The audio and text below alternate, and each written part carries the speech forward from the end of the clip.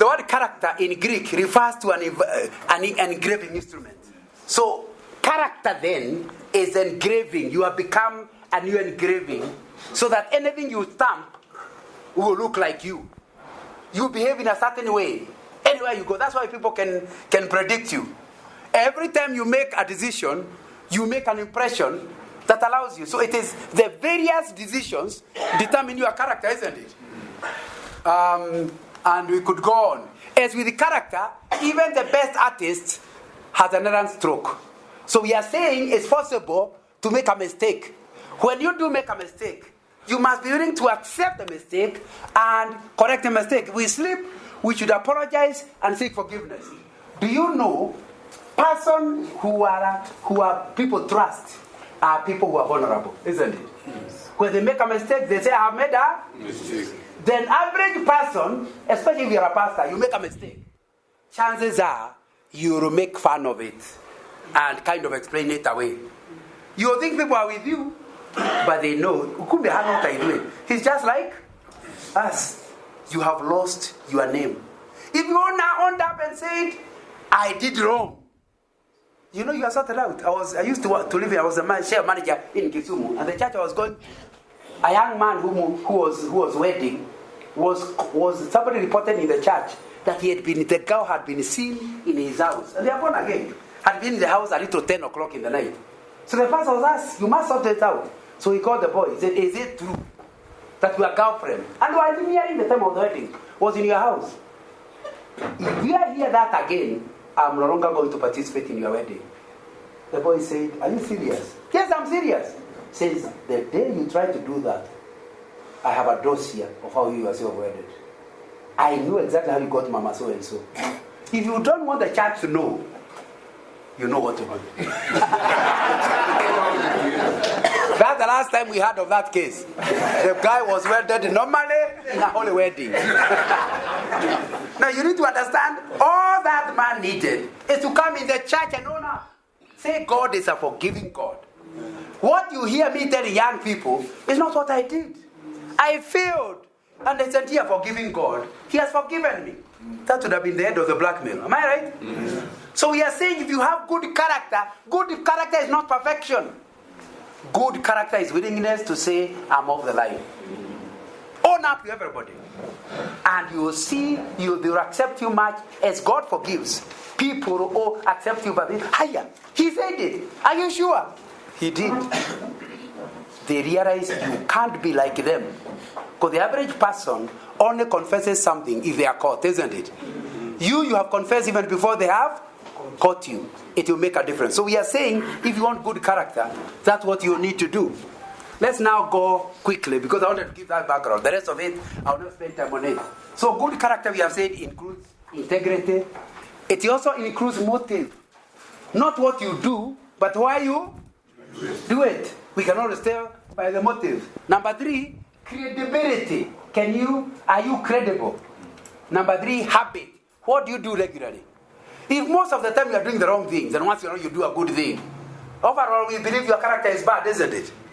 And those are things that you. General comments on the question of leadership. Now, but maybe we should. Legacy is the thing I left out. Legacy, what will finally remain? Leadership is influence. Generally, people are put off by leaders who practice and character and are of ill repute. Most people are influenced by good role models whose character they are there to. Examples of admirable characters attributes, traits are good citizenship. Character is a result of the discipline of good self-management. Self-management is needed before you can manage. In other words, manage yourself well before you can manage others. That's what we are saying. Now, let's now quickly just ask, where can you get good character? Now, I wanted us to do this exercise. I would like you to do it on your own, because we don't have the time. Think of a person who influenced who you are today. Just think, who is it? Who influenced who you are today? What value do you hold that was influenced by him? Sometimes you don't know now, but I would like you to think through. So although we are not going to do the exercise here, find out what did God use. Because he may have talked with a voice from heaven, but most likely it is somebody used to influence you. What in him or her did you admire so that you wanted to be like him? What are the sources of the concept and substance of the character you now have? So you need to verify what are your values. How did you get the values?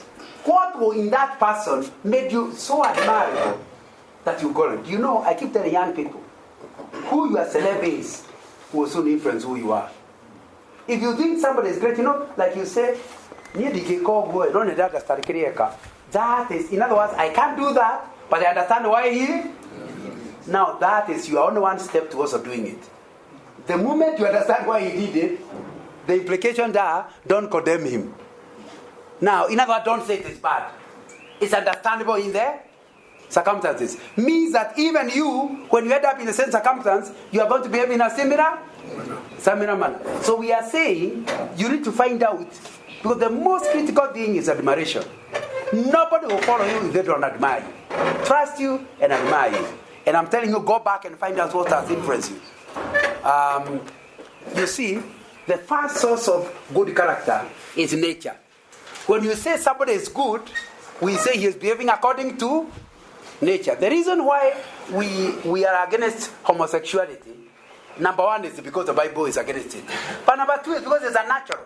You have never heard of a he-goat marrying another he-goat. Now, so it's not natural for a man to marry another man.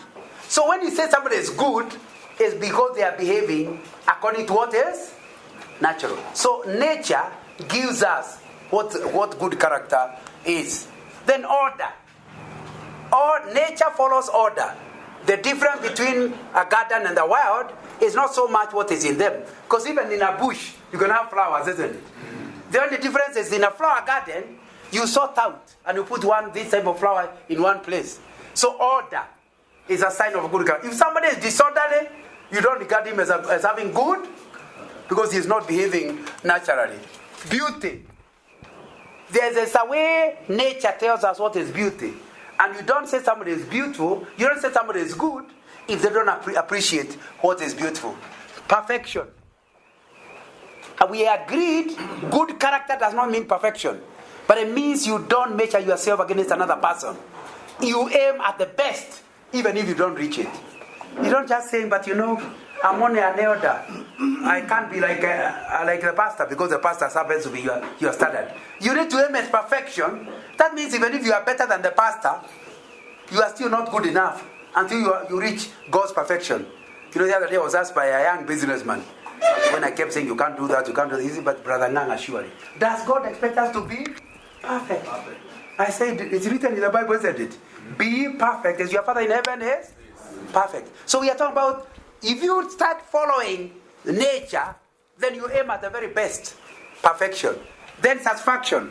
There is a sense of balance in creation, where things that were created need one another. There's a kind of a satisfaction, each serving the other, and you'll be in a similar way. Then identity. The pursuit of identity is an essential factor in social organization. We all want to answer the question on who are we? Through how we present ourselves to society. If you really are going to have a good character, you must have self-identity. If you don't know who you are, it's dangerous. And you know, many of us are like that. We preach a sermon. And I think, did you like it? Was it good? Now, if you don't even know whether it's a good sermon yourself, so you are in trouble, isn't it? You need to know what a good sermon is like. Yourself. Between you and the Holy Spirit. You must know what is a good sermon is. And I'm not saying you don't accept feedback. I'm only saying you yourself must know a good sermon. Because if you are, for example, preaching in a church that isn't very evangelical, very something, will they like you when you tell them to get saved? Will they like it? Will you change your sermon? If you don't know who you are, you will change it. Am I right? So it's important to understand, you must, if you want good character, you must establish who does God say you are, who do you accept you are. At that point, when you meet people, it doesn't bother you. It's my wife, when she's talking to young ladies, tells them, there's something God gave us that's very critical called a mirror. When you dress, look at yourself in a mirror. If you like yourself, don't wait for boys to tell you whether they like you or don't. Because you like yourself, isn't it? The moment you like boys, they'll play with you. Hiya, that dress is so wonderful. You are so good. And by that time, you are naked. Now, you need to understand. You need to understand you yourself must know who you are. It will be very important that you establish that. That doesn't mean everybody will like you, but you must know. Then it's a sense of security. The thing that helped me in my working life was the day I discovered that I don't have a job in Shell by somebody's favor. God appointed me to that place. So when I fought with transporters and they wanted me fired, I knew I am not fireable. Is that English? I am not? Why? I believe God has appointed me. If they try to fire me, they are putting themselves into trouble. I still remember one boss where the contractors went to him and said, no, we can't work with this young man. Hey, not blah, blah, blah, blah, blah. So he came and told me, you know, if you don't change, I'll fire you. I said, but if only you told me what I'm doing wrong, I'd want to change. If you don't, then it's okay. He thought by frightening me, I'll start accepting the bribes and talking to the contractors. I wasn't going to change. Just when I went and told Rebecca, now I know I'm not likely to last. Because that's at top. I was in middle management. He was in top management. There's nowhere else to apply. The only reason I continued on my line is because of the belief I have security in God. That I am not here because I'm better or worse. God has put me here. I know the story of that man was very unfortunate. He threatened me in June. By August, I was on leave. And I was told by one of my workmates, called me from the office and told me, you know your boss is no longer your boss, what happened? He has been transferred to another area. You know, I did not pray he's transferred. I was preparing to go wherever, but I told my wife, I will not resign. I will wait until they fire me. Because then, I'm sure God has an opening somewhere. Because I thought, surely, because he's the top, and he said both of us cannot work in the same place, I knew it was me to go and him to stay. In August, he was removed. In October, he resigned. So within June to October, he was right. Both of us were not working together. So it's not a story I'm giving. And I can tell you, until you get a sense of God's direction, you will never have security. So the elders will move you like my Mary too. Because basically that's what the congregation will do. You have no direction because you don't know where you are going. Hiya, they might remove me. You are not removable. If God is the one who put you there. Now, until you have that, I keep telling people, corruption is your way. Only security gives you ability to say no to corruption.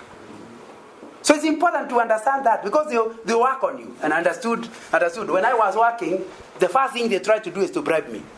I became district manager about 25 years ago. And the first thing they tried is to bribe me. The day they didn't bribe me, the next thing they tried is to get me fired. When my boss was finally removed and I wasn't fired, the next thing was threatening my own life. Someone has kept a gun on my table to tell me clearly. He's not joking. If I affect his contract, I need to understand. So since he thinks I'm not noticing it, you know, those people normally have something white here. So he puts it on the table for me to see. And then he shows me an ID to tell me he is in police reserve. If you're in police reserve means you kill and you'll be a wanted criminal, isn't it? And I knew he's not joking. I can tell you until you have security to know you cannot die one day earlier. You're giving, isn't it? Now, after all, you start imagining my children are young. That time they were in primary school. I think the first one had not entered high school. And I realized I leave them. How will they be educated? I'm being a fool. After all, this is not my work. And even the boss wants me. No. The moment death, you know, one of the ways of knowing you are not saved is your view of death. But Hebrews tells us Jesus came to rescue us who all our lives lived at the fear of death. One of the main missions of Jesus is to remove the fear of death. So if you fear death, he hasn't worked on you. Are we together? We still need to pray for you. We need to counsel you. And So you cannot fear death and be a Christian. But please understand me. It doesn't mean fear pain. Pain is okay to fear. That's why you need pain so that you can go to a doctor, isn't it? But there's a difference between fearing pain and fearing death. So even a Christian can fear pain, but a Christian cannot fear death. And once, because that's progression. They normally try to get you, to bribe you. If they can't fire you, they try to get you fired. If they can't get you, they actually try to kill you. And many people have died. Am I right? That's why I knew they were not joking. I told one of them was Kiku, said, I said, I understand. Driving my small car, all you need to tell one of your tankers to tilt a little after I pass. And I'll be thrown down, isn't it? So I told him, I know that. But I asked him, where you come from? Have you had people who say that they would like to go to heaven? And the earlier, the better. He jumped out of my office. But you need to understand, we became friends. Up to today, we are still friends. When he discovered I'm ready to die, what can you do with somebody ready to die? Is that why the suicide bombers are so powerful? You need to understand Christians are like suicide bombers. You can do something you know clearly will bring you death. But because many people don't want to kill you, they are helpless, isn't it? They wanted to threaten you with death, but don't actually want. How do I know that? Because I was threatened by many. I'm still alive to tell you. And it's not that they were unable to kill me. They showed me guns. It's because they realized I don't fear death. So you need to understand, if you are talking about this character, as long as you love your job and you feel like to be a pastor is such a big thing, if you are fired, who will I be? That means you don't know yourself. You think you are your job. You ask somebody, who are you? Pastor. That's not what you are. That's a job you do. A lot of people have stopped being human beings. They are human doings. So they don't tell you who they are. They tell you what they do. They are no longer human beings. They are human doings. So you need to understand, even if you are fired, deflocked, for the glory of God, you are still yourself, isn't it? So you cannot really fail to compromise. You cannot fail to compromise until you get this sorted out. This security issue sorted out. And it's a very important thing. Then significance. I told you what is success to you. How do you get significance? If you don't sort out that, you'll be tempted to corrupt your character. What significance? Then, number 2, all that was the natural thing.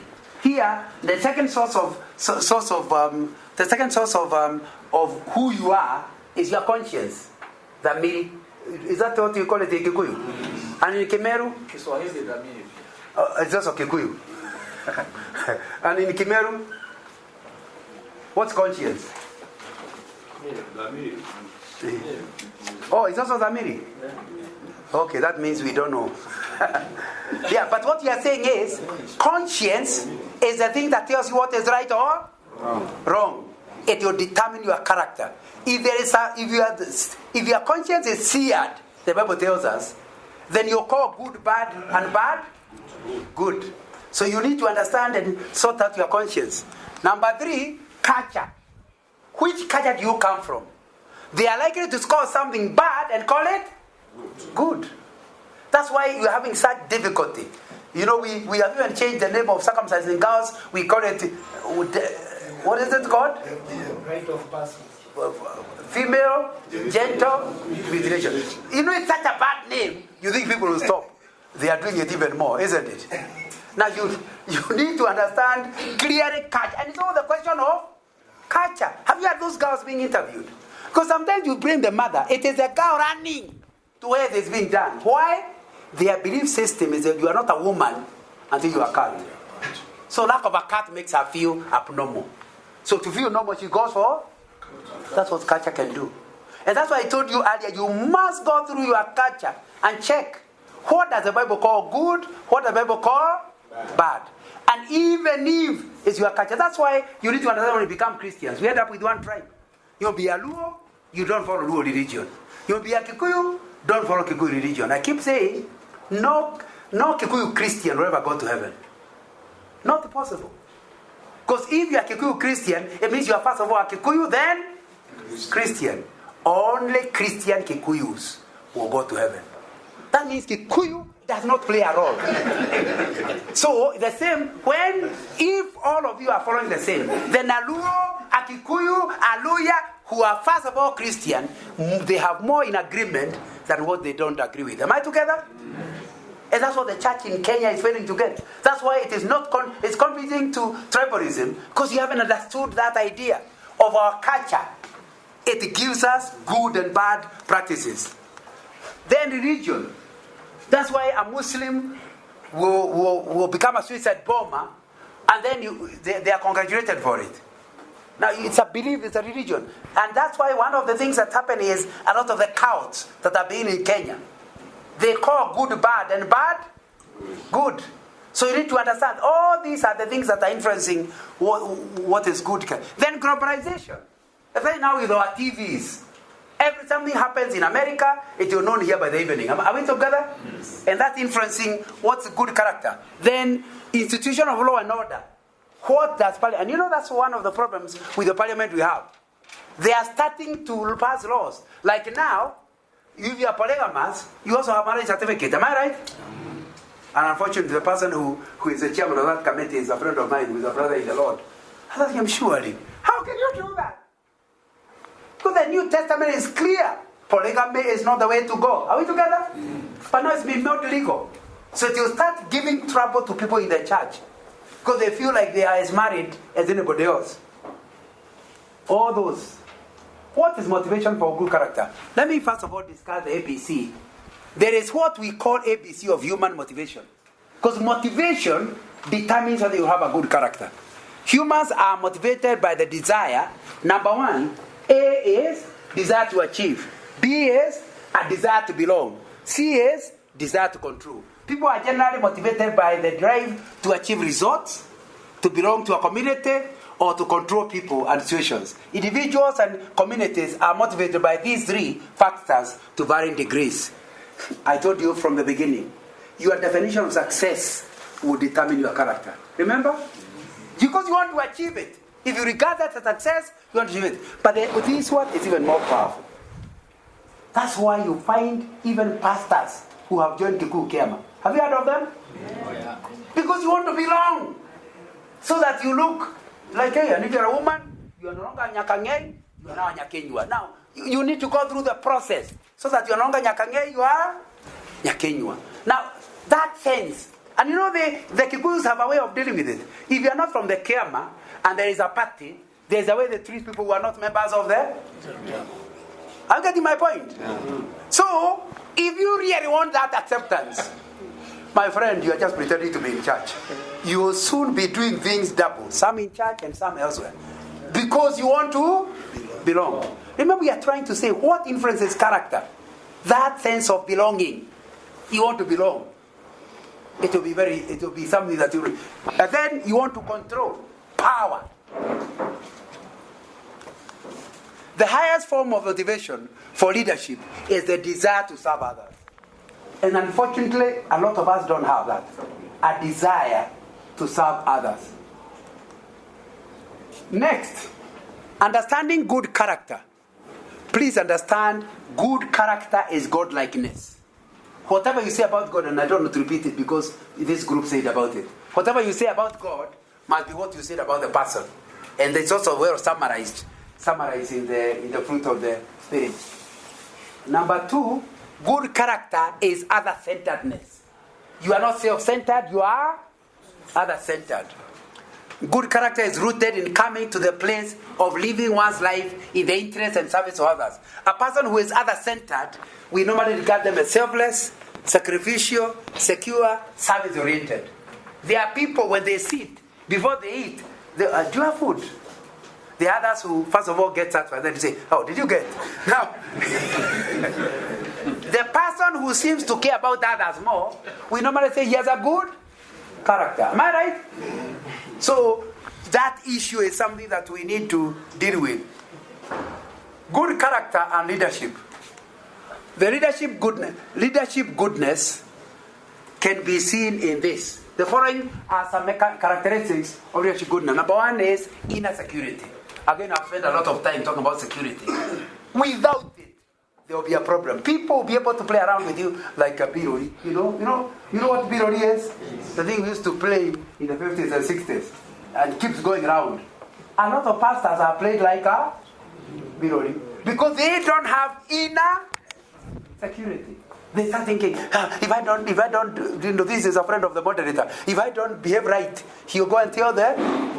Now he can play you like a birori. Now, if you don't have inner security, you will never be yourself. You will not have good character, vulnerability, integrity, approachability, transparency, dependability, endurance, and persistence. These are things that make somebody admired, somebody followed. Once you have inner security, people try to move you, they realize they can't move you. They will follow you. If you are vulnerable, it means you are willing to take a risk, isn't it? And therefore, you take a risk, you survive. That's a guy worth following. Integrity, I've talked about quite a bit. Approachability. You know, there are people, because you don't want people to really know who you are, you make them out there. And you know, the church structures these days are helping us, isn't it? You go to preach in a church, you know they are the ones who are protecting you. You go to vestry first, then the protectors, you go in. Afterwards, you come to the vestry. By the time you come out, everybody has gone. That way you can't mix with people. They can only say, yeah, you preach to us. But they haven't met you. Some even want to ask you a question. They want you to pray for them. But the structure is keeping somebody protected from the people. Am I right? And I'm asking you to change. I'm only asking you to evaluate. It's important to understand that we are saying, if you want to be a leader, you must be approachable. Are we together? You must be approachable. You will not, because leading is a people business. So if they can't reach you, how will you lead them? You need to be available to everyone and able to mix with everyone. You know, last Sunday but one, I was preaching in Maseno University, and I flew, then I went by taxi from Kisumu Airport to preach, and I spoke. Then afterwards, they were taking me for lunch. I don't have a car. We are walking together, and they are apologizing. You see, apologizing of what? I have 2 legs, you have 2 legs. Where is the food? Let's go and eat. Because they feel like they need to apologize. How do they deal with this person? And many of them have read my books or telling me what they have read. So they have formed a picture of somebody unapproachable. They don't know how to handle it. So just the way when you realize they are not understanding how to treat you, you join them, isn't it? So you need to understand, if you are not willing to take the risk of being approachable, you are leading yourself. You are not leading others. You need to become approachable. Approachable. It will be very important that you understand that. You need to have accountability, and accountability is a big issue. You know, somebody says, "What happened to our money?" Ask God. Now, we know God. We only want to ask you, what did you do with our money? You know, it's like some of us have not read what Paul said. Paul was doing a big project, raising funds for Jerusalem, in the book of 1 Corinthians. You know the story.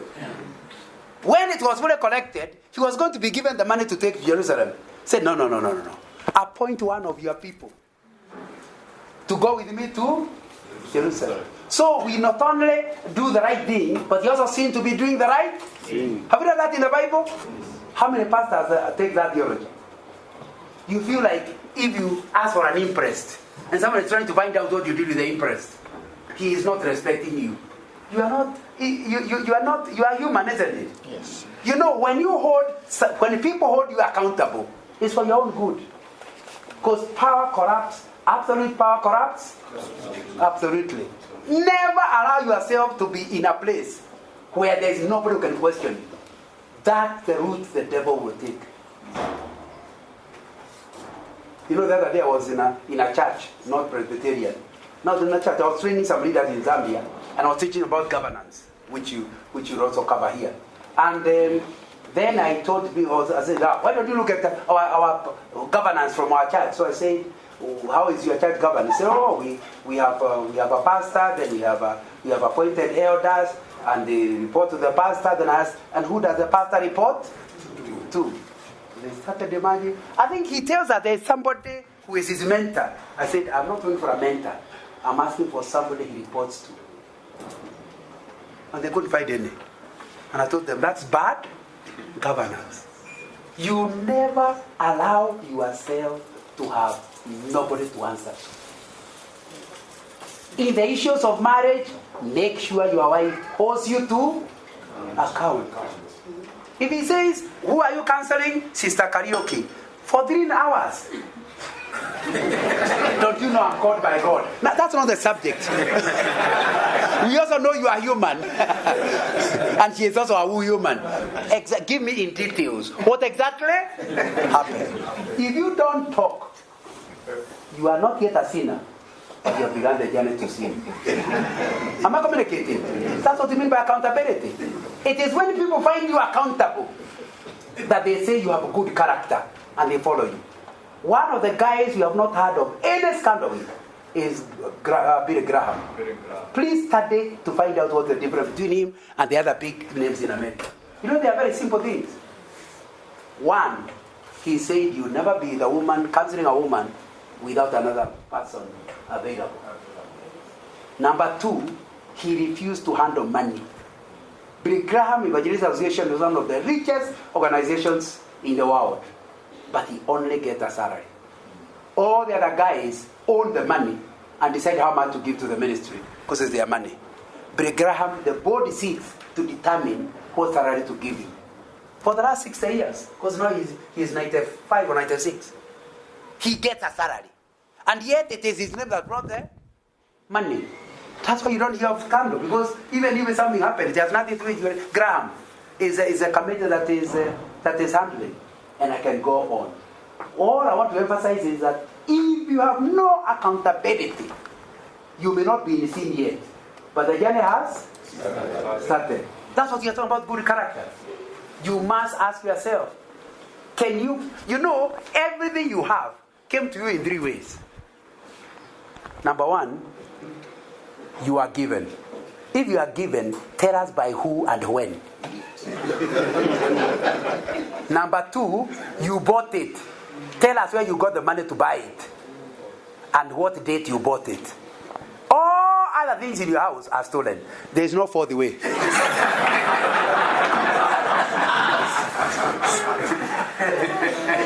And you cannot have good character. You cannot be a person with good character if you cannot account for your wealth. Are we together? You must be able to say how you got it. So all these things. When you look at the characteristics of leadership goodness, it becomes obvious that the statement good leadership comes from good people is actually true. Good leadership comes from good people. The foundation for leadership development should be the development of people of good, dependable, and strong character. Let's now go towards finishing and look at the topic of threats to your good character. You now have a good character. Number 1 is self-centeredness. The self-centered person thinks first about himself. Everything else comes second. When you do that, you will soon discover you are doing people the wrong thing. So you need to ask yourself, do you believe? And the way I have run out of time, but in order to enter here, like I gave you my example, the day I discovered that my children are not mine, I'm writing a book on stewardship. The day I discovered my children are not mine, they are God's children located to me for 20 years to look after on behalf of God. They come and I've only this my 37 years of marriage, and I was telling you the last Sunday I had the whole executive leadership of University of Nairobi Christian Union in my house, and I was telling them very interesting because they came and found me just me and Rebecca, and I told them this is not the way you have been. There used to be 3 children. When we started in 1979, I used to be the one saying, "Hey, the heck you, no, bring that." Then they came, and I became free. Not going to kitchen, I order. Then the other day, even the husband got married. Nobody's at home. Now these days when Rebecca wants to send, it's me who is send. I realize the children are not part of the marriage. They were only visitors. Okay, long-term visitors, but they were still visitors. They are not part of it. Now when I discovered children belong to God, they are not my children, I now don't feel like I must compromise in order for the education of my children, or compromise. I'll do my best because I'm looking after them on honor to God. Aware that what God does not allow me to do, I don't have to do, because He loves my children more than I even love them. Are we together? Because a lot of people compromise for the sake of their wrongly calling them their children, not understanding they are not their children, they belong to God. Your wife is not yours. It's allocated you for a little longer, but you are supposed to look after her on behalf of God. It is that sense that will make you free. Rich or poor, that will not be the issue. You feel like, my God, that is Philippians 4:19, my God shall supply all your wants. Is that what your Bible says? Needs. It doesn't say wants. It says needs. According to his riches in, not according to your account in Barclays. So it means, even when my account has nothing, God can still supply. Like that one I told you, the government did. I didn't apply, I didn't ask, I didn't whatever. Then they paid for me once a week, a night in Mombasa, a flight to Mombasa, and my consultancy fees. Money I never asked for. Is that God providing? I need to understand clearly that God has committed himself to meet not some of my needs, but all my needs. And it does not relate on how my bank account is, how my pension looks like. When I reach my 40s, I say, no, you need to be careful. All your weekends send to university preaching. When did you prepare for retirement? And a little fear started coming into my head. Because once you are 45 and you are retiring at 55, hi, and I know those of you in your 60s, I know you retire at 65, am I right? Yes. Yeah, so you have started wondering, hi, you don't your mother. Now you need to understand clearly. The moment I thought about it, I realized, no. If God, like I bought a piece of land, would God to plant potatoes, that's what we plant in Nyandarua. Then the day we have planned to go to plant, Kenyatta University calls me. And the struggle is, do I go to plant potatoes or go to speak at Kenyatta? I ask myself, how many people are still getting invitation from university to speak? Not many. Is there anything special about me? No. It's just a door God has.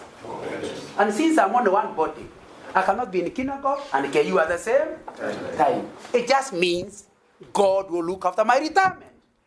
So I went and planted 8 acres of trees. Because I realized I can't plant potatoes. But the trees can grow. Even if I don't go, they'll still grow, isn't it? And now, waited on God. I've now been retired many years. I have never learned something. One of the things that I thought, because I used to travel and I share quite a lot. So I now prepare to minister in Kenya and be happy. I've been, after that, to my surprise, I've been to more countries than I was. Like last year I went to Zambia 4 times. And I had never gone to Zambia and a shell. I also went to Ghana. I've been to Chad, where I've never been. I've been to Central Africa, where I've never been. God was able to provide because he doesn't depend on my pension. Am I communicating? Yes. So you need to understand the reason why you are finding you put somebody in charge of something, they start stealing it to prepare for retirement or to look after their children. Am I right? The other day, the other training, and we were told about your insurance problem. Is there an insurance problem? No, I think it's now sorted out. But that time I was told it was a problem. And it all has to do with somebody feeling the salary is too small. Small by whose standards? The Bible says, my God shall meet all your needs. According to his riches, when you get that, you never take something from the church that doesn't belong to you. Your salary, as little as it is, God will spread it to meet all your needs. Like the fish feeding 5,000. Are we together? That's what will really help. So self-centeredness is something you must deal with. Social pressure. Hey, you can't be that age and you are behaving just like that. Are you a fool? Now, you need to handle it. Many people of good character have been spoiled by the group you belong to. Never imagine that you can be in a group and they are not. If your father is a drunkard, I can't hold you accountable. You never applied to be born there. But I can know you by your friends. The people you keep company of. If they are crooks, don't tell me you're not a crook. Because there's a choice you have made, isn't it? Yes. And soon enough, again, Paul says in 5 Corinthians, he says, do not be deceived.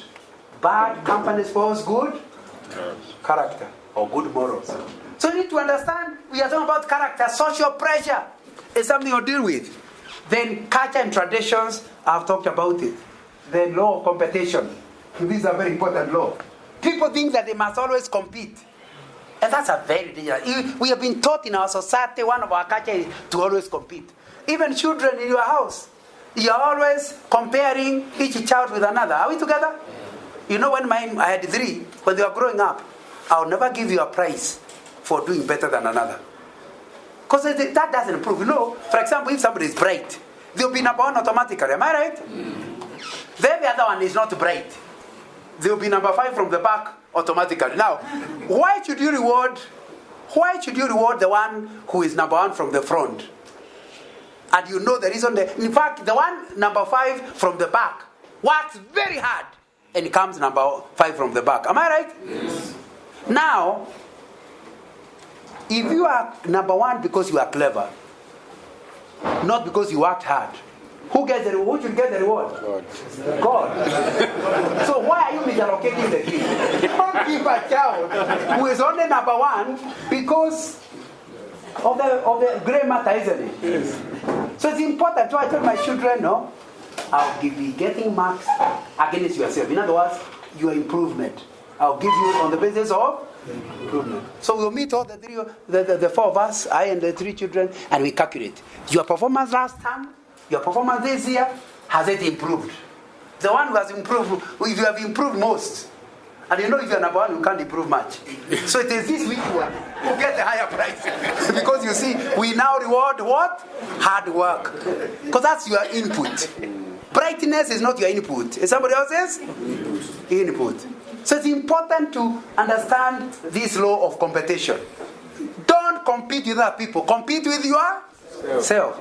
Become better and better than yourself. Because the moment you start competing with others, you want to cut corners to be better than them, isn't it? And yet I'm currently reading a book that is very critical of this idea of IQs. Because they say IQ measures academic prowess. But academic prowess is one thing. Many people who don't do well in IQ are great artists, isn't it? You try to ask that guy who has a high IQ to draw. They can't even draw a nose. Because their brightness is not about art, isn't it? But you don't reward art. Some is music. Some is whatever. And so he said, God has gifted us differently. Clever means whatever it is God has given. If you are doing well in the area of calling, then you are clever. Are you getting the point? So that if you look at your children, they are good children, but they don't do well in school. Shouldn't you reward them in the area of doing well, isn't it? Yeah. So it's important to understand this whole issue about competition. It causes a lot of people. Don't compete with another pastor. Don't compete with another parish. Make sure your parish is better every year. Is better than it was. Not better than somebody else's parish. Better than. Let your preaching be better. Not better than the other preacher. Better than your. Yeah. So it's important that you understand. That will help you to have. Remember, you're looking for how to deal with the threat.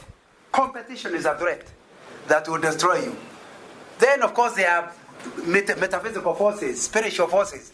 There are situations where behavior is run by negatively by metaphysical forces. In such cases, not everything can be explained rationally.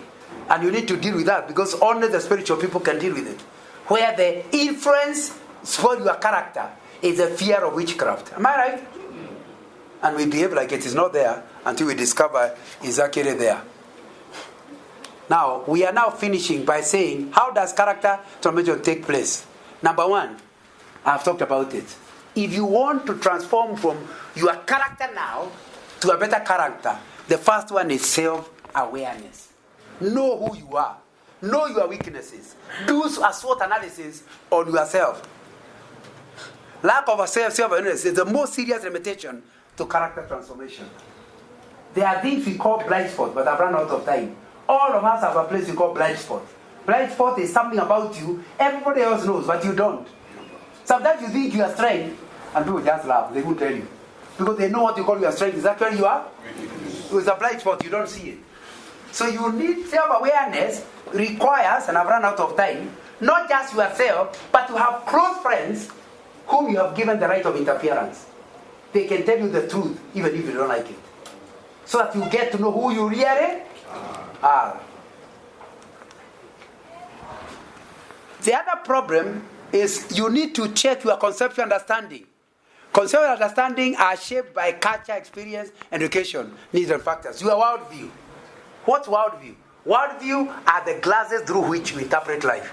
We can be looking at the same thing, but you see something different. The example I'm giving is when one of my Mzungu friends came, and because we were doing some work in Mombasa, and I have a budget to entertain him, I told him, let's go to Tamarind. Those of you who have been to Tamarind, is a seafood restaurant. Very expensive. I have not seen a restaurant more expensive than the Tamarind. You know, actually they have a boat. As you are eating, you go around, by the time you finish food, you are back. But it's very expensive. The only trouble is, this is not expensive. When finally they ask you, hey, come and order. It's not on a paper. You go there and you start seeing ingangi cuma. You know, you see the fresh things from they have just gotten them from the sea, and you see crabs coming out. And you say, which one? Surely, how can I eat ingangi? Now, I grew up knowing ingangi eat you. You don't eat them. Now, so here is somebody so happy. He say, oh, Mr. Nganga, thank you for bringing me here. And me, I'm wondering, what am I going to eat? What has made the difference? He grew up believing snails are edible. I grew up knowing, you can't eat that. That's what you call worldview. We are looking at the same snail. He is watering. Me, I'm running away. Or on the basis of your worldview. So you need to start checking your worldview, your belief system. So what you are saying is this. Check your conceptual understanding. Once you have gotten it, find out what the truthful one is. For example, maybe whenever you go to your home, your wife asks you, would you need some food? And you erupt. Sure, there's nothing wrong with the word. But it annoys you to the extent there will be no peace as you are eating. Now, there must be a conceptual understanding of the phrase, would you like the meal? That is different. You need to go back and find out, what happened? Maybe it's your father, whenever he asked for food, he was fighting. Or something. There is a story behind it. If you don't go backward and need to find out what causes you to do what you do, then you'll not ever change. Don't people like blaming others? It's my wife. Why does she ask? No. Other people ask the same question and they never see anything wrong. So the problem is not your wife. The problem is you. So you need to ask, especially the things that get you angry. They are dealing with something deeper in your life. And you need to find out what they are, what those things are. So compare them with the scriptures. What would be the view of scripture for such a thing? So you'll discover that your understanding, the scripture understanding, there is a difference. That's when you now start moving to truthful conceptual understanding. What should you be? How should you be treating the same thing? So you need a clarity of current understanding of character that shapes your concept. Then, number 3, determine right understanding of the concept. Once you have compared the Bible, how should you be understanding this thing? Number 4, engrave truth with existing understanding of concept. And number 5, align actions to right understanding of concept. From now on, I'll say, when my wife asks me, do I want a meal? I'll now understand she's being friendly. So I'll not get annoyed. The first time she says you feel annoyed, then you say, I'm sorry. But after practicing a lot of time, you finally start accepting to be asked, how would you like your meal? Of course, I'm only giving a simple example. You have many other examples that get you out of your weather. And it will be important that you deal with it. So you must learn how to practice. Act in confidence. You know that what you have decided is the right thing. For society to change, you need to change a lot of things. And I'm finishing with this. Negative self-image to positive self-identity. The African always thinks there's something wrong with him. And sometimes the pastor also believes it. So you need to change your community by having positive self-image of yourself and of your community. To start understanding there's nothing wrong. A lot of girls can't do well in science because they were taught that girls don't do well in science. There's nothing scientifically proven that girls cannot do well. So you need to, when you question it and discover there's no basis, then you must try to change this. Ignorance to knowledge. In other words, remove ignorance to knowledge of the value of every resource. Limited supply mindset to abundant mindset. This is one of the biggest problems. Because limited supply mindset means if I get something, you must lose. It's so limited. Remember, I grew up in 1950s when there was little food. So when the food was brought, how much went to your stomach depended on your speed, isn't it? So in the end, you grow up always fighting for something. You saw the other day when the MP of Nyeri, the lady, Wambui, gave food. And Kikuyu went to fight. And you can see it's green everywhere in Nyeri. You come from Nyeri. It's a place that's green. But we saw on TV people fighting for food. It's because of the limited mindset. Believing that if I'm not the first, I'll not get food. Now, so you need to deal with that as a problem. So that you have to have dependence to interdependence. It's important to understand there are three ways of dealing with life. One is independence. The other one is dependence. The other one is interdependence. And many of us seated here are in one of those three categories. Dependence means you feel like to sort out your problem, your congregants must help you. Your parents must help you. That's why people are killing each other over their parents' property. Because they believe that unless they inherit, they will not make it well in life. They are dependent. They feel like they must depend on somebody else. And that's a real problem that needs to be dealt with. The second one is not dependence, it's independence. There are people at the other extreme. They don't want help from anybody. They feel proud that nobody has ever helped them, which is not true. And that's how they live life. Again, that is a wrong direction. The scriptural position is interdependence. You'll be helping others, and others are going to help you. So you need to deal with it if you want good character. Corruption, you must move from corruption to personal public integrity, degradation to communality, partiality to impartiality, favoritism to meritocracy. Don't want to be appointed to something on the basis of your knowledge of the moderator. You must tell God to make you shine in your area. So by the time you go to something, because you can do it. Favoritism isn't something that is good for society. Consumption, because we answered the question, what direction do you want to move our community? Am I clear? All this is a list of things you need to pray that in your parish community will happen. The other one is consumption mindset, production mindset. A lot of Kenya is how much are we getting? Nobody is bothering how much we are producing. Raw material economy to value-added economy. We just produce coffee and send it. Nobody bothers to make it into Nescafe rather than sell it as raw coffee. Now, and we feel happy about it. Mediocrity to excellence. If you are an African, anything works. Are you a Mzungu? Now, that means why are you asking for high standards? We are what? We are Africans. A low standard belong to Africans. That's something we must change in our community.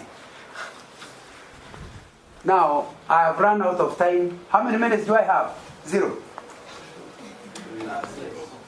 0. Sorry? Oh, time up. Yes. Okay.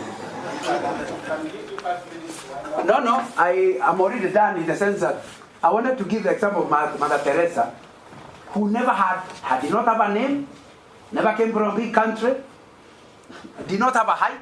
Remember, the woman was a small woman, but he ended up to be somebody who changed the world. I would like you to read the story once you get the notes. Martin Luther King. People say there is no Obama if there is no Martin Luther King. And yet, he was just a black boy. People do not think he is amounting to anything. Initially, they ignored him.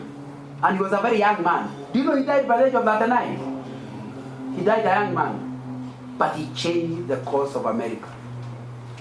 You need to understand, any one of us here can become the leader that will leave such a legacy. And I'd like you to just go through the story.